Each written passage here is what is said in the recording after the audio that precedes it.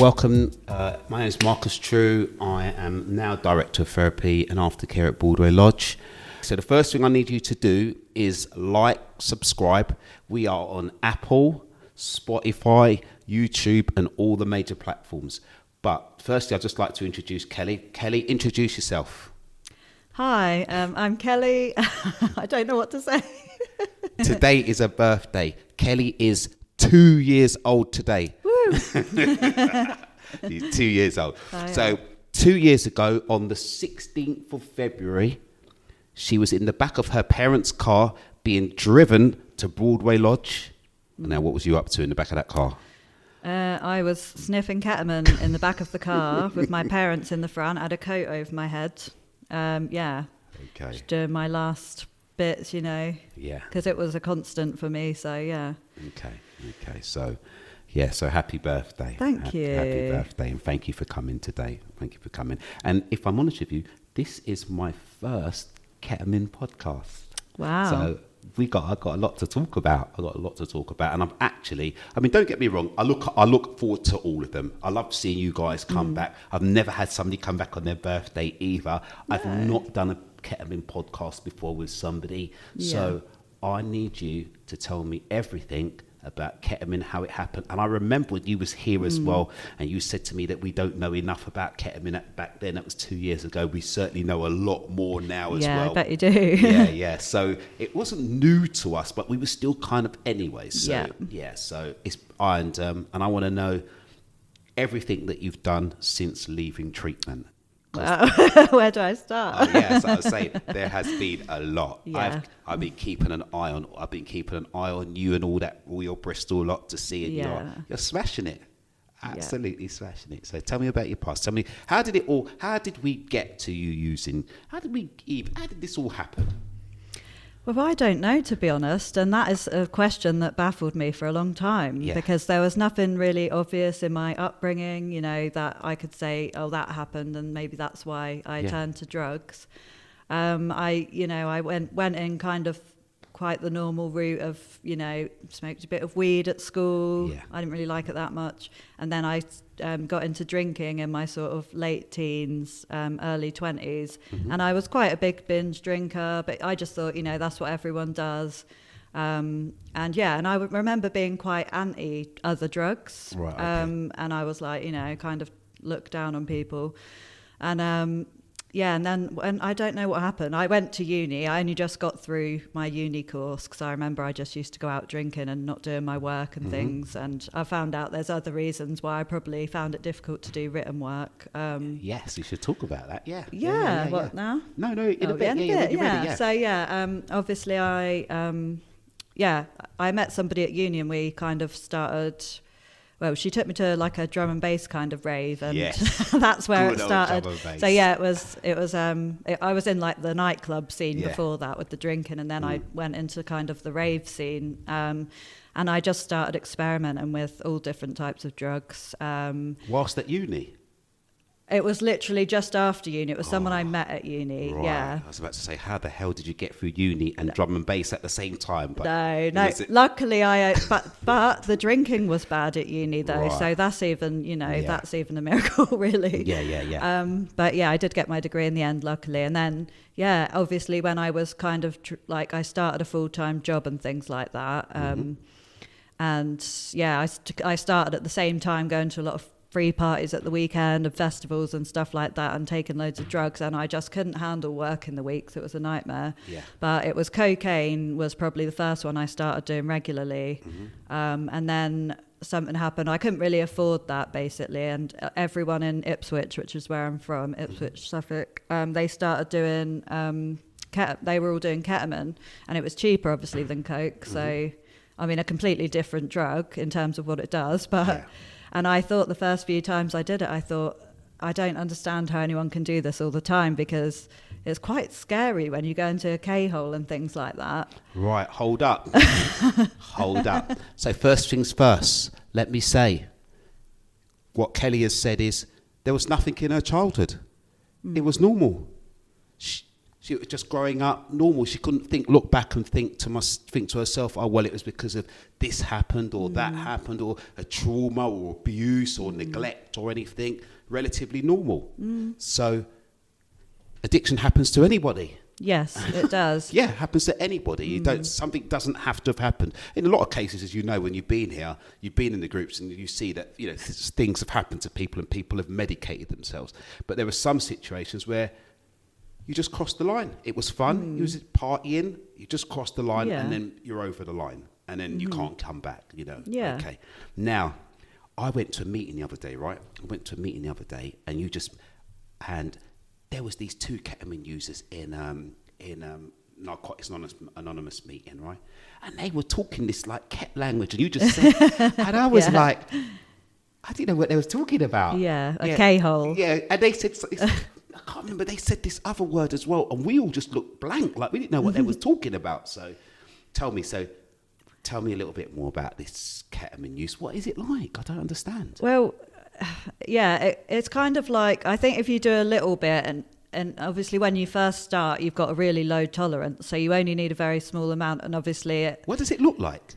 It's like it used to be in liquid form, and I think it come from India a lot. I'm not too sure on the history, because obviously I got into it quite late in terms of, you know, the scene of ketamine. But it comes normally in like little tiny shards, and then you either crush that and sniff it as it is, or you can cook it up loads of different ways. So you add water to it, and you can either fry it in a frying pan, you can even microwave it. I think you can cook it in the sun. So you cook it up and it turns it into more of a powder, which is just a different form of sniffing it, really. I think all it really does is bulk it up more. Right, so you're sniffing more volume, which I found out. I thought it was better for your health, but I'm hearing now that it might not be. Okay. But yeah, you know, because I was trying to look after myself regardless of what I was doing, because obviously I didn't want to be doing it and I didn't want to be slowly killing myself. So I did try and do what I thought I could to help myself stay healthy. So there must have been a part of me wanting to fight and, you know, be well. Yeah. What is a K-hole? So a K-hole is, so obviously you take it and it's quite like, it's a dissociative drug. So yeah, they use it a lot in hospitals and things, but a K-hole, so if you've gone over sort of the amount, like, I don't know, it's different for different people. Or your tolerance level. Or if you go over that, you go into K. Yeah, it's just, but then it can happen randomly. It's like, yeah, you're never going to know when you're going to get a K-hole, but some people do try to get the K-hole, and it's basically like you just go into, well, you don't really know what's happening, and it's quite, always found it quite scary, but some people love it, some people find it a bit trippy and all that, and go into like a different world. But yeah, I just always found it scary and confusing. So I wasn't I liked being a bit like zoned out and numb to everything, and like switch my brain off. But I didn't necessarily like the K-hole, because I found it a bit of a scary place to be, because you don't know what's going on, and obviously you're in a vulnerable state like that as well, which is it's really dangerous, you know. So do people take that on the like rave scene, like clubbing and stuff? Yeah, I think people do, you know, it's quite common. People take cocaine and ketamine together, which they call a CK, which I never got, because that was kind of... That's what she said. Were they saying CK? That's what she said. CK. CK, yeah. Which I didn't really like. To be honest, I used to do that, but to me, the cocaine ruined the ketamine part of it. I wanted to just feel that, you know. Okay. But yeah, so it is really big on the rave scene. It has been for a long time. Like, you know, I know so many people that have been doing it for many years, and I think the quality has changed a lot over time, and I'm wondering whether that's why people are getting worse health effects now from it. Yeah. But yeah, it's just, it's the damage you get in a short amount of time, which is really, really worrying to the body. Yeah, like I just went downhill so quickly from taking that. So what year did you graduate from uni? What year did... if you can remember. Gosh, you're making me think back. I graduated in 2011. Lovely. And I think it was about 2013 where I started going to free parties and taking drugs and things like that. And I thought it was brilliant, obviously, like, you know, I'd taken, you know, I always loved going out drinking, and that was really fun to me. And it was like taking that party into a new level with all these substances. And I was experimenting with everything, like, yeah. So it was really exciting, and going to free parties, and, you know, it was a bit like, you know, it's kind of like, it's quite an underground thing. Yeah. And the loud music and the rebellion of it all, like, I really loved that. And it was really cool, because it was like, you know, sorry, where were we now? And then, so that was 2013. That was 2013. And then, I'd say the ketamine started coming in like 2015, 16. But then saying that, I remember the first time I went to a treatment centre was 2017. So that makes it sound like but I don't think it was that long that I was taking ketamine daily before I got that ill that I was like, I need to go to rehab. Really? Yeah. So hold on. 2013, start taking it, and you're already in a rehab in 2017. Yeah. What the? Yeah, this is what I mean. It was a whirlwind of that time, really. It was. So it's disassociative, all right, and addictive. Yes. Yeah. So when do you start realizing that this is not good for you? Well, obviously, there's a lot of pain associated with it, physical pain. Tell me about this. Yeah, pain. so another bit of ketamine language for you, K cramps. Right. So they're really horrendous abdominal cramps, like in the upper abdomen. Mm-hmm. I believe them to be linked to the gallbladder. Mm-hmm. And it's the most horrendous pain. Like, some people have said it is worse than labour pain, but I wouldn't know, because I haven't had a baby. But it's really awful, and like you're just retching and throwing up this weird white froth, but there's nothing you can do for the pain. And obviously I've had friends that have admitted themselves to A&E for it. Nothing you can do for the pain? There's not. Well, I don't know. I think they're figuring that out now, to be honest. There might be stuff they can prescribe, but back then no one had a clue, you know. Right. And there was times where I thought, I need to go to hospital, this pain's unbearable. But I've heard other people say they'd get there and be like, well, we can't really do anything. So it's like, obviously, stop taking ketamine. But the thing is, the ketamine will take the pain away, so you do more. So it's just awful. That is a really, chestnut, I do not miss that pain at all, because it's awful. Yeah. Obviously, I noticed I started going to the loo more, because it affects your bladder.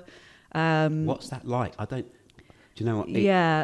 I'm so far removed from any of that stuff anymore. When I talk to the ketamine users about what it's like, and I'm going to tell you a story about one guy here when he told me what he was weeing. Oh my God. I know what you're going to say, probably. Yeah, when I say it shit the life out of me when he told me what was happening to him and his body. And I'm thinking, you lot are crazy.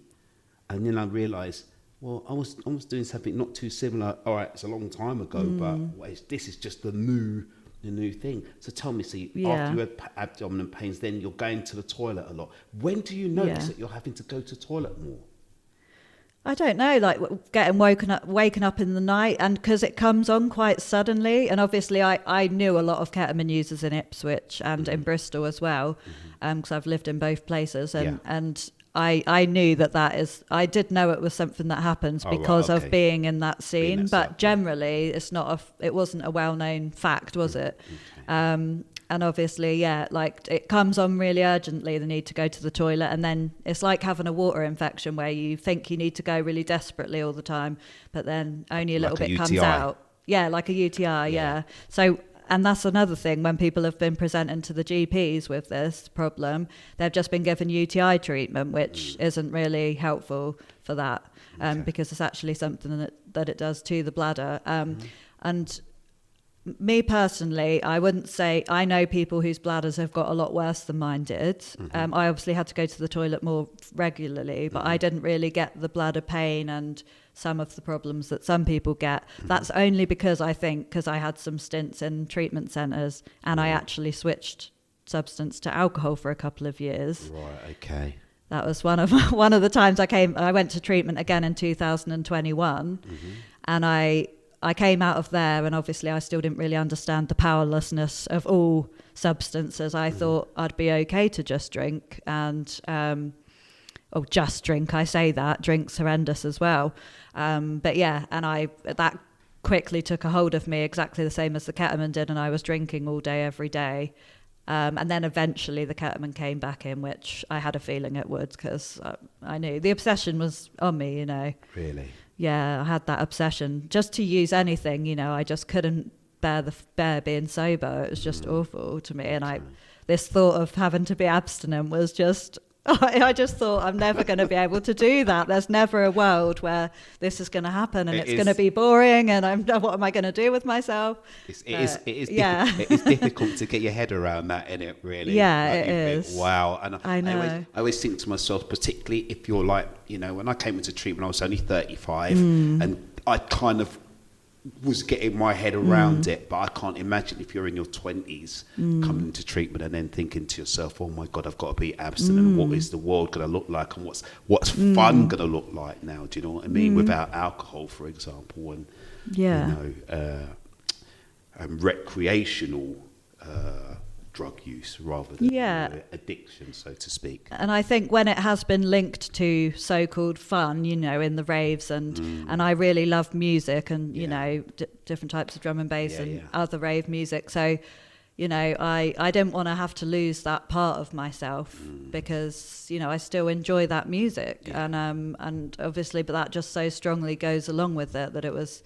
I just obviously couldn't imagine life without any substances. Hold on, please tell me, because I will be really upset. You are still raving, aren't you? I am. Yes. Do that right. So, and it's a much better buzz. It is great because when I was at a rave before, all I could think was, when am I going to go to the bar? When can I do another line? Blah, blah, blah. Queue in for the toilet as well. God, queue in for the toilet. The women's toilets as well. A nightmare. God. And you've got to wait for everyone to sniff their drugs before you can get in. Now, I'm queuing just to use the loo like a normal person. And I'm like getting all frustrated like that. But people had to wait for me to sniff my drugs. So now I've got to wait for other people. Cool. And you know, I can be in those environments now because of work in the program and everything like that of recovery. And I don't have the obsession now, so I can be in these environments. And luckily in Bristol, I've got a few sober raver friends as well. And we go to, I've been to whole festivals with people using, it's absolutely mad, really. It's such a turnaround, because I remember the first time, because I love drum and bass as well. And I remember the first time going out and realising that I could enjoy, and that back then I was using crack cocaine at the time. I could go to a club, listen to drum and bass. It was mental. Drink copious amounts of Red Bull and come out. I do fine. I can't do that. The Red Bull's gone now, though. But back then it was like, Red Bull was the thing. Yeah, do you know what? I know somebody that actually cross-addicted after treatment to Red Bull. So, we have to be careful of that one. And obviously you're not allowed them in treatment centres. No, you're definitely not. But Although people still go down the shop and get them. Yeah, I bet they do. I'm not really a massive fan of energy drinks. I value my sleep too much. That's good. So where are we? So we've got the K-hole, the CK. Right. Oh yeah, the K-cramps. That's it. K-cramps. What else we got? Well, the inside of my nose was absolutely horrendous, like really sore. I mean, I was sure it was going to collapse. I've known people whose noses have collapsed, and I had to go to the doctors and get some cream for the inside of my nose. I don't even know how it still... It must not have been absorbing any drugs by the point, 'cause it was so sore from obviously... And I know some people that switch to injecting ketamine as well, because you can inject it intramuscularly. But I've never done that because I'm scared of needles. But yeah... That could have been the progression, who knows? You know, once your nose stops being able to take it in, you find other ways, I suppose. The same as going from smoking to injecting things. And one of my biggest health issues from it was the malnourishment, because it completely destroyed my appetite. And I was struggling to eat anything, really. I remember my mum and dad took me around the supermarkets, and because I was really underweight and frail, they were sort of holding me one arm each side, and I was just crying because I didn't fancy any of the food in the supermarket, and it was really awful. And I was under the care of the dietitian at the hospital in Ipswich and prescribed some medical drinks to try and, give me some nutrition. So I was really underweight. I went into treatment centres about 6 stone and things like that. It was a bit different when I came into Broadway because I'd been drinking, and obviously you get a lot of calories from that, which I know they're not good ones, but so it was a bit different this time. But yeah, so, and also the alcohol and ketamine together is a really horrible combination because your bladder, they both irritate your bladder in ways. So yeah, that was really horrible and both quite dehydrating. I always noticed, my body felt really dehydrated. Because I think it dries you out, the ketamine, and alcohol does too. So yeah, it was just awful. I just really didn't know how I was going to get out of this. It was the mental, being stuck in that place, which I'm sure everyone who's an addict can relate to, that feeling of just how am I going to get out of this, and going into treatment centres and relapsing straight away. I just thought, that was all my step one. I cannot control anything. I tried to do that, tried switching substances, tried everything, and it was just doing the steps in the end and getting involved in the meetings before I came to Broadway Lodge. That's what made this time so different. And, the day after I got out, I got a sponsor straight away and just got on with it. I spent a lot of because I got funding, so I stayed in Broadway Lodge for 6 months. So tell me about what date, so you came the 16th Yeah, of so February. You want to talk about the Broadway experience. Yeah, no, it's a bit of a blur, really. Well, 2 years ago, and to be honest with you did great. You did great. I remember saying to you one time, "Oh my God, you've changed. You've grown up." It was almost like I had this kind of young girl, and then you just became a woman in treatment. And I remember saying that to you, and it was like I think you was really pleased about that. But to just tell me about your journey through treatment. Yeah. So I came in to Broadway. Obviously, I spent a couple of weeks down in the detox unit because even though I didn't really need a detox, I think I had Librium for a few nights, but because ketamine you don't need to do a proper detox. I don't know if they're doing that now. Yeah, we are. You are. Because people coming with different the pain management and things like that, I suppose. But I'm not up to date on what's happening now. So I had to stay. I stayed down there, and when a bed was available in the main house, I came up, obviously. And I don't know, treatment's just it's an interesting place. I kind of was quite childish a lot of the time, I think. I don't know. Yes. I don't even know how to say what just say what happened. It was. Yeah. I obviously get very distracted by men, and I came in fully planning to not do that. In fact, I even came in, I'd brought loads of baggy clothes with me and was like, I'm not even going to wear little dresses or anything in here. I'm just going to cover myself up to try and keep me in that mindset of you're not here to pull. And then as soon as I got here and there was men there, I was like, Mum, can you send my nice dresses down?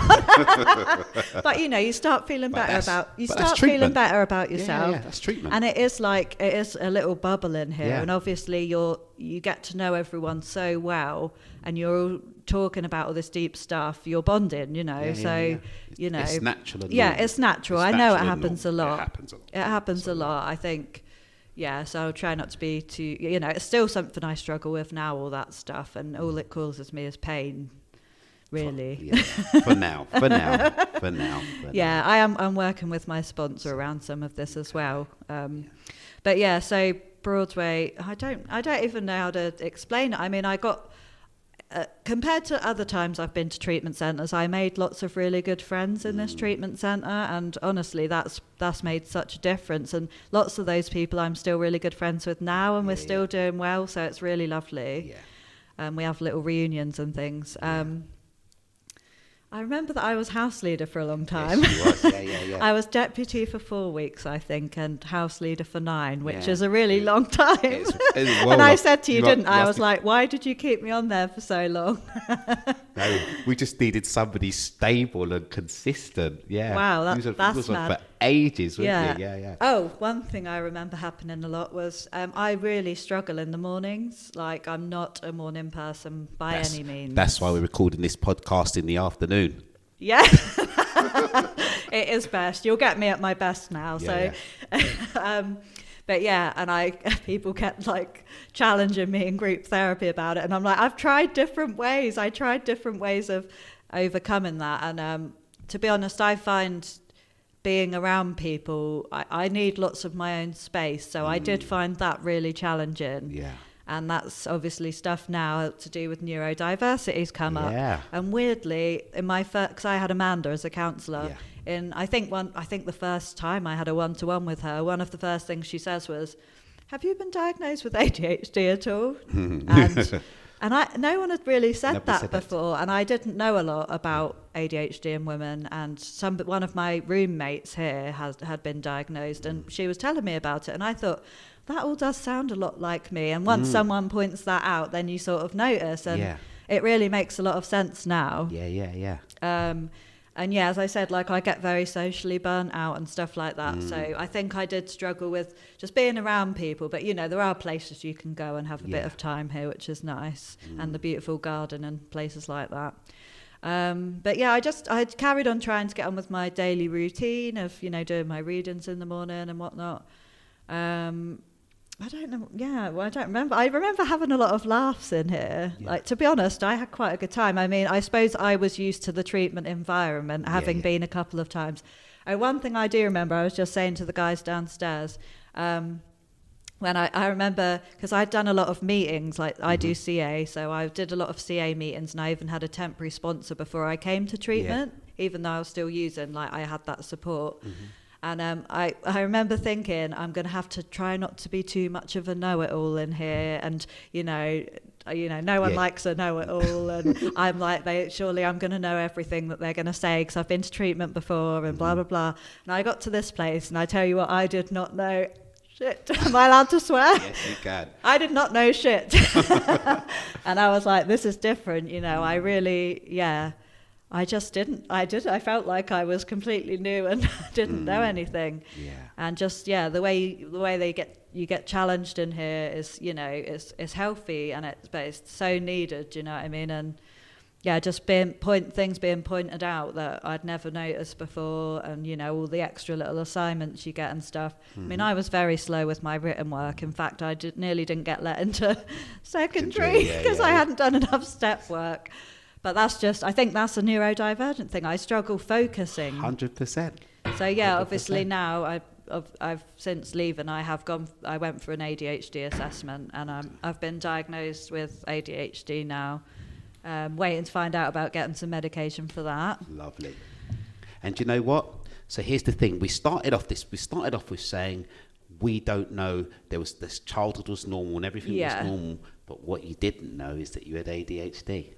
Yeah. And that's the thing that I notice with a lot of people that end up in treatment places who are undiagnosed. They've been medicating their symptoms with firstly alcohol, and some of them stay drinking, or then it's something else. You just happen to be unfortunate or fortunate. You ended up on the scene, on the rave scene, on the drum and bass scene, and you found something else. That's kind of what I see. And now you'll probably end up with a speed derivative which slows your brain down. Honourable shout out to Amanda. She's been legendary counsellor here, been doing this, been doing it for years in different places. So I'm really glad that she spotted it, but she spotted it in you straight away. I know. I was like, what? I was a bit all over the place at times, I must admit. That's the thing. I can be a big ball of energy, or I can be like pretty much zoned out, not wanting to speak, like non-verbal almost. It depends what's, you know, part of this, like the cycle of burnout or hyper or whatever I am. But are you waiting to be medicated now? I'm gonna just give it a go. I'll try it and see what happens, because I would like to just be able to focus a bit more. You know, I'll be starting a million tasks all at the same time at home, and it gets quite frustrating. And one thing I was going to say, I'm not sure whether it's a bit of autism mixed with it or possibly, because I really struggle with sensory sensitivity, basically, like noise and stuff like that, which is another thing I found really difficult in here. I often busy, have innit? to, it's really busy and full on. Yeah. I had to. Somebody in here actually had these earplugs. Oh, right, yeah, and yeah. I ended up buying some, and I wear them quite a lot now when I'm out in public because it just filters some of Just that cuts noise. the noise out, yeah. And I was thinking really, without drugs, the world does feel louder. Obviously, ketamine, because it's a dissociative and it does sort of mess with your senses a bit. And I feel like that probably alcohol made things quieter. It did quiet down the noise of the world. And now, not having that barrier, it has been difficult getting into life, without that. And that's what happens, though, doesn't it? Yeah. Drugs, some substances for addiction, they help to medicate symptoms that you can't deal with or that you struggle with, and then they take you to another place, and then it's not, it's no longer working, or you have to take more, or it's causing health, medical consequences, psychological consequences, financial consequences, and emotional consequences as well. So today's 2 years. It is. Absolutely. What's life been? Do you know what? I'm not even going to lie. 2 years, it's flown past. Yeah, it has. Yeah, it's because I've been so busy, I think. It's literally flown past. It's flown past. Now, I always knew you was going to go to Bristol. That made sense because there's no point in staying in Western. I always see the young ones go to Bristol, the older ones stay here. It's time to cut you either. You can be anonymous in Bristol. And I love Bristol. I think Bristol's an amazing city. It's London, but much smaller with a big country. Yeah. But what you been doing in Bristol? Tell everybody. Well, I mean, I must say, though, firstly, when I did tell people I was going to Bristol, they said, because ketamine is so rife there, and I've lived there before and used there a lot and partied there, I knew in myself that I felt it was going to be okay because I knew I wasn't obsessing about it anymore. And, you just know, I think you just know, do you know what I mean? And because recovery is so great there, like there's multiple CA meetings every day. So obviously as I say, the first day I got out, got the sponsor straight away. It was someone who actually used to go to Broadway Lodge and she shared here once. I stayed in touch with her. So I'd meet up with her for coffees when I used to go to Bristol on a Saturday. But yeah, so, I don't even know where to start. So I moved into a dry house in the Junction. Can I Yeah, of course, mention? yeah. Honourable shout out to Adam at the Junction. Yeah. Yeah. I love the Junction. Yeah, they're really, really good staff there. I like it. But yeah, so I moved into the Junction to start with, into a nice shared house. It was very chill. When I was in Broadway, we went and visited the Recovery Festival in Bristol because you guys have a stall there. And I'd heard about the Recovery Choir, Rising Voices, before. Shout out to Rising Voices. Yeah, honourable and shout BDP. out. Yeah. We love BDP. We love BDP. Oh, I love BDP. Yeah. Love them. Yeah, carry on. So I'd heard about the Recovery Choir and I thought I've always loved singing, so I'd like to join them. And I went and spoke to someone at the Recovery Festival and I said, I'm getting out of treatment soon and I'd really like to join, so I got the details. And not long after moving to Bristol, I started going along to their sessions on Tuesday evenings. And I just love it. It is brilliant, and I've made so many good friends through doing that. I was with the CEO Lydia, and she was talking about the choir there, and it just sounds amazing from when I used to work. I actually met up with Lydia and had a little meeting talking about all things ketamine recently. Oh, she's wicked. Absolutely lovely. Isn't she's she? amazing, isn't she? Yeah, she's amazing. We'll have to send this to her. PDP stands for Bristol Drug Project, by the way, so they know. It does, and they do a whole range of creative communities. So they do there's a theatre group, a hip hop gardening group. I know, right? Hip hop and gardening, it goes well together, believe it or not. Learning about the history of it all. Yeah. And there's a recovery orchestra, beginners music groups. It's all going on in Bristol, and this is what I love. Yeah. And the choir's been going for 10 years. Yeah. So I sang one of my first, I think it was my first show with them. We were on BBC News because it was 10 years of the choir and creative communities. So that's been a huge part. I mean, we've sang at loads of different places. And What else have I been doing? So I've started, I don't know how I started going along to this. I just got told about it and had no clue what it was. But we're now called RAFT. We're a lived experience recovery organisation. So started by people with lived experience. It's a bit hard to explain. I think there are Lero, it's Lero for short. There's Leros all over the country, and it's just like in addition to the services, so we're not affiliated with any of the services, and just sort of, I guess, fill in a gap of whatever we feel's needed recovery-wise in that city. So I think we've got hopefully plans to start a recovery cafe, because I know they've started one here in Weston. So we'd like to start one in Bristol. Different support groups, probably a drop-in place, because you know the services are only you're part of the services, and then you kind of get discharged, and then you know, unless you do fellowship meetings and things, it's kind of a bit what now. So it's going to be like an ongoing thing that people can go to or just drop in and out of whenever they want. You know, it doesn't matter if you miss it, that sort of thing. You know, we might have some holistic therapies. I'm not really sure. What's been exciting is we're building it together, and I'm the ketamine lead for RAFT, which is awesome. And they supported me in applying for some funding to start my vision of a ketamine support group, because believe it or not, there hasn't been one in Bristol recently. So it's wild, isn't it? I know, it is crazy. So tell me about your ketamine support group. So we're called the K Hold, which is obviously a play on words of K-hole. But we thought, you know, holding each other in a space, and you know, because it does have a hold on you, but it's holding each other. To sort of break that hold, you know. Okay, when did you start that up? We haven't actually started running the groups yet. We've just been doing our advertising campaign, but I think the word is getting around. Definitely. So we're due to start on the 9th of March. It's going to be Monday evenings.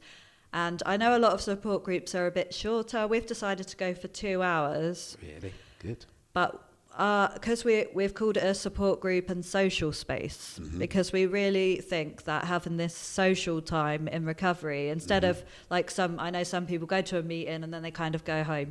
And you know, I know people go for coffees and things, but we really wanted a bit more time for people to get to know each other. Oh, wicked. So we've kind of got it split into 2 halves, the session. So we're planning on having a bit of a general check-in discussion bit in the first half, and then in the second half, something different. So we might have someone come and share their recovery story one week. We might have a bit of harm reduction information. We might have an art sort of workshop, because Imogen, who's one of the co-founders with me, she is good at facilitating art stuff, and you know, people can find that very helpful. But to be honest, we've said we want to co-produce the group with the people that come to it. So it's a peer group, we want it to be peer-led. Obviously we're the 3 of us that are facilitating it. Also, we've got a male on board named Simon. Me, Simon and Imogen are close. I've known Imogen since going to raves, and now we're both in recovery together, starting this group, so it's amazing. Simon I know because we were both peers at DHI. That was another thing I did. I was a peer mentor at DHI, and obviously now it's at Horizons. I helped facilitate groups there, and so did Simon, so we've got that bit of facilitation experience. Exactly. So it's not a 12-step, it's not smart or anything like that. It's its own thing, just independent, run by people with lived experience of ketamine. And just because I feel like with ketamine, you know, you go to meetings and not everyone understands, like you were saying, that language and the culture and also the health problems that go along with it. You know, it might be really embarrassing to somebody to mention, you know, how they wet themselves, or having you to know, wear all this and all the pain and all that goes along with it. You know, I know people with some horrific stories. It affects the kidneys as well. It's like, it's really damaging to so much of your body. And the mind, you know, and memories as well. You know, my memory is awful. I think that could be a combination of drinking as well, though. So I thought having a space where people can relate just about that is really important. And, you know, I know, it's not everyone wants the same has not everyone has the goal of abstinence as well. So we be mindful of everyone's recovery is different. Some people might be okay, using different substances. That is a That's fact. The reality. It's That's the reality. For me, it had to be nothing. It had to be abstinence, and I'm absolutely, that's great now. To be honest, I love it. So, but yeah, it's. So just having a space people can confidentially, talk about that stuff, get to know each other, because, it's so ingrained in social circles, this ketamine use, especially in Bristol. I mean, it's a perfect place to start a new group. It is. Yeah, it's a perfect place to it start is. a And, ketamine group. we've been and learnt from, there's somebody up in Burnley, guy called Finley. I know, we went up and visited. What? Well, Raft went up there to visit another Lero up in Halifax. So while I was up there, I popped to, there's a guy called Finley who runs the Ketamine Education Service. Right, Shout out to Finley. Yeah. And he started his own support groups up there for ketamine, and he's one of the lead people of doing that. And so I went up and me and Imogen had a chat with him about, how did you start the group? Like, any tips for us and things like that. So we're learning from other people, because that is like the best practice, Lovely.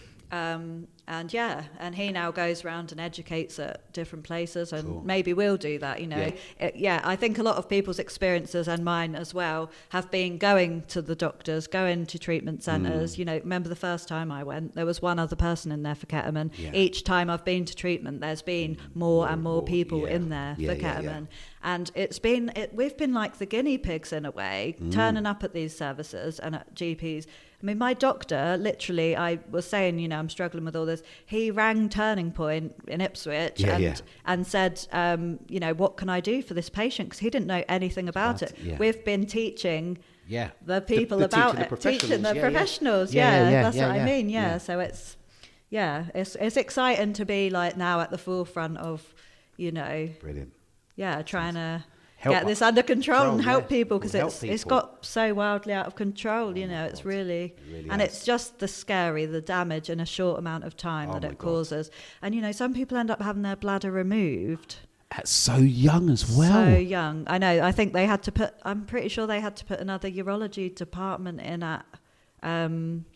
at the hospital in Bristol. What, the BRI? Yeah. No, I think Southmead, Southmead. maybe. Oh, yeah, Southmead. Because, and I Amount of think they've damage. got a specialist ketamine nurse, Yeah. I think somebody told me. Yeah, I heard that as well. Yeah, so it's, It's a problem. it It's a is. problem. I mean, I know enough people, just me alone, the people that I know with still struggling with the problems, even in recovery. Anyway, here we are, 2 years in. Yes.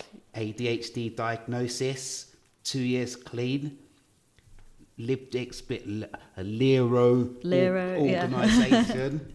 Coming back, repping for Broadway, repping for Bristol, repping for ketamine. Yeah. Fantastic. Well, I didn't even mention the research project. What? Now you're showing off. Oh, yeah, you knew this was going to happen. Yeah. Because I'm part of Raft and I'm the ketamine lead, myself and Simon have been undertaking a ketamine research project, because we want to decide the direction that Raft will take in order to help people. So we've had to put together a survey, and we've been sending out. We've had quite a good response online already, but we're about to go out to some of the unis and ask people what their experiences have been like with ketamine, what they'd like to see, what they think would support people, and then hopefully we'll be putting that into place in the future. So What? Research, I know. Yeah, it's like being back at uni. You ain't messing about, are you? Oh, wicked. Yeah, so I'm a busy lady. Yes. But that's quite nice. But I've learnt now this winter I've been hibernating quite a lot. Pace yourself. I've learnt to pace myself, because, I know I've started to learn when I need to take a rest and when I'm getting burnt out. And this is all the stuff that you learn along the way. Yeah. I'm actually going through my steps again at the moment. Nice. Just having a different experience with that, which is really nice. I love doing these, right? Because obviously I love you lot coming back. I love talking to you. I love seeing how well you look, how beautiful you all look, how handsome the guys look, how well you look. But this one's been particularly exciting because of our journey through ketamine and my sort of awareness of you know, what's been happening and what people are going through. And so it's been really, really good that I've been able to sit down with you, and you're kind of in the middle of it now as well, Bristol. So thank you and happy birthday. Thank you very much. Thanks, been a pleasure.